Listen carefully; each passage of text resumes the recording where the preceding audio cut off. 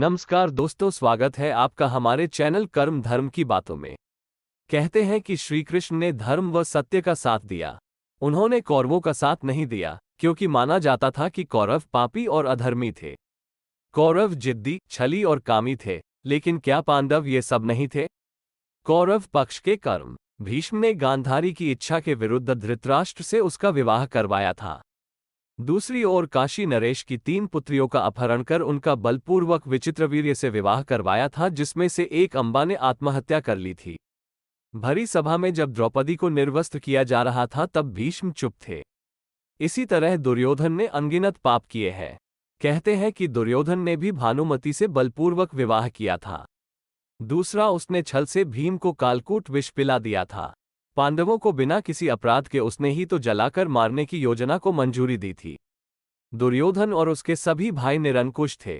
महाभारत में दुर्योधन के अनाचार और अत्याचार के किस्से भरे पड़े हैं। दुर्योधन की जिद, अहंकार और लालच ने लोगों को युद्ध की आग में झोंक दिया था, इसलिए दुर्योधन को महाभारत का खलनायक कहा जाता है। कहते हैं कि दुर्योधन कलियुग का अंश था तो उसके 100 भाई पुलस्त्य वंश के राक्षस के अंश से थे। शकुनी ने दुर्योधन को भड़काया और पांडवों को जुआ खेलने पर मजबूर किया। उन्होंने ही गांधारी के परिवार को कैद कर रखा था। जब गांधारी गर्भ से थी तब धृतराष्ट्र ने अपनी ही सेविका के साथ सहवास किया, जिससे उनको युयुत्सु नाम का एक पुत्र मिला। वयोवृद्ध और ज्ञानी होने के बावजूद धृतराष्ट्र के मुंह से कभी न्यायसंगत बात नहीं निकली। पुत्रमोह में उन्होंने कभी गांधारी की न्यायोचित बात पर ध्यान नहीं दिया। इस तरह देखें तो कौरव पक्ष में कई ऐसे लोग थे जो कि पापी और अनाचारी थे। पांडव पक्ष के कर्म। द्यूत क्रीड़ा करना एक व्यसन और पाप कर्म था, लेकिन ये जानते हुए भी युधिष्ठिर ने इसे खेला। इंद्रप्रथ का निर्माण करने के बाद युधिष्ठिर उस समय राजसूय यज्ञ के पश्चात चक्रवर्ती सम्राट बन गए थे व उन्हें अपने अथाह धन व कीर्ति पर गर्व था। जब उनके पास सब कुछ था तब भी उन्होंने क्यों जुआ खेलने का कर्म किया? युधिष्ठिर ने द्रौपदी को दांव पर लगाया और वे हार गए। क्या अपनी पत्नी को जुए में दांव पर लगाना अनैतिक और अधर्म नहीं था? इससे पहले क्या किसी महिला को सभी भाइयों की पत्नी बना देना धर्मसम्मत है? क्या युधिष्ठिर और कुंती इसका विरोध नहीं कर सकते थे? फिर द्रौपदी के होते हुए सभी पांडवों ने दूसरी महिलाओं से अलग अलग विवाह किया, क्या यह भी उचित था?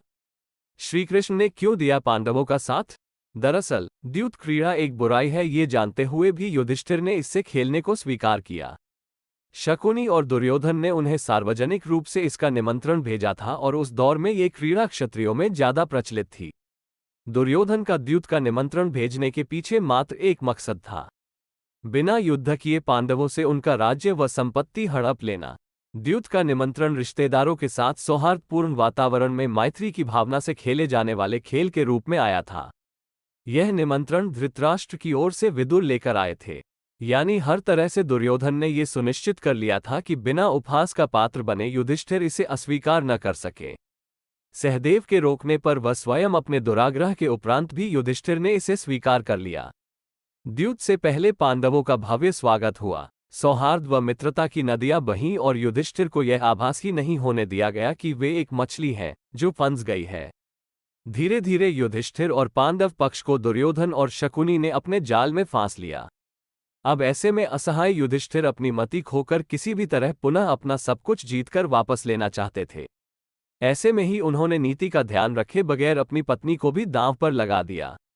यहां युधिष्ठिर का नैतिक पतन हुआ, ये सत्य है। उन्होंने वो किया जो एक राजा, एक परिवार का मुखिया व एक बड़ा भाई होने के नाते उन्हें कदापि नहीं करना चाहिए था।